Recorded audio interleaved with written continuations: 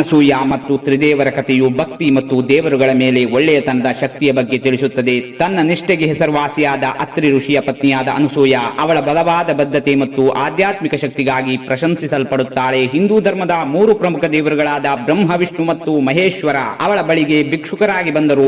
ಅವರು ಆಹಾರವನ್ನು ಕೇಳಿದರು. ಆದರೆ ಅನಸೂಯ ಬಟ್ಟೆ ಇಲ್ಲದೆ ತಮ್ಮ ಸೇವೆಯನ್ನು ಮಾಡಬೇಕೆಂದು ಬಯಸಿದ್ದರು. ತಮ್ಮ ಬುದ್ಧಿಶಕ್ತಿಯನ್ನು ಬಳಸಿಕೊಂಡು ಅವಳು ಅವರನ್ನು ಶಿಶುಗಳಾಗಿ ಪರಿವರ್ತಿಸಿದಳು. ದೇವರುಗಳು ನೀಡಿದ ಪರೀಕ್ಷೆಗಿಂತ ಅವಳ ಒಳ್ಳೆಯತನವು ಬಲಶಾಲಿಯಾಗಿದೆ ಎಂದು ತೋರಿಸಿದಳು. ನೈತಿಕವಾಗಿ ಸರಿಯಾಗಿರುವುದು ಬ್ರಹ್ಮಾಂಡದ ನಿಯಮಗಳ ಮೇಲೂ ದೊಡ್ಡ ಪರಿಣಾಮ ಬೀರುತ್ತದೆ ಎಂದು ಈ ಕಥೆಯು ನಮಗೆ ಹೇಳುತ್ತದೆ. ಈ ಕಥೆಯಲ್ಲಿ ಅನಸೂಯಾಳ ಒಳ್ಳೆಯ ಪಾತ್ರವು ದೇವರುಗಳ ಸವಾಲಿಗಿಂತ ಹೆಚ್ಚು ಶಕ್ತಿಶಾಲಿಯಾಗಿದ್ದು ಎಂಬುದು ಸ್ಪಷ್ಟವಾಗುತ್ತದೆ. ದೇವರುಗಳನ್ನು ಶಿಶುಗಳಾಗಿ ಪರಿವರ್ತಿಸುವ ಮೂಲಕ ಸರಿಯಾದ ಕ್ರಮಗಳು ಅನಿರೀಕ್ಷಿತ ಮತ್ತು ಸಕಾರಾತ್ಮಕ ಫಲಿತಾಂಶಗಳಿಗೆ ಕಾರಣವಾಗಬಹುದು ಎಂದು ಅವಳು ತೋರಿಸಿದಳು. ಈ ಉದಾಹರಣೆಯು ಒಬ್ಬರ ತತ್ವಗಳಿಗೆ ಅಂಟಿಕೊಳ್ಳುವ ಪ್ರಾಮುಖ್ಯತೆಯನ್ನು ಮತ್ತು ಬದಲಾಗದಂತಿರುವುದನ್ನು ಸಹ ಬದಲಾಯಿಸುವ ಸಾಮರ್ಥ್ಯವನ್ನು ಪ್ರದರ್ಶಿಸುತ್ತದೆ. ನಿಜವಾದ ಸದ್ಗುಣವು ಅಸಾಧಾರಣ ಫಲಿತಾಂಶಗಳಿಗೆ ಕಾರಣವಾಗಬಹುದು ಮತ್ತು ನಾವು ಯೋಚಿಸುವುದಕ್ಕಿಂತ ಹೆಚ್ಚು ಪ್ರಭಾವಶಾಲಿಯಾಗಿರಬಹುದು ಎಂಬುದನ್ನು ಈ ಕಥೆಯು ನೆನಪಿಸುತ್ತದೆ.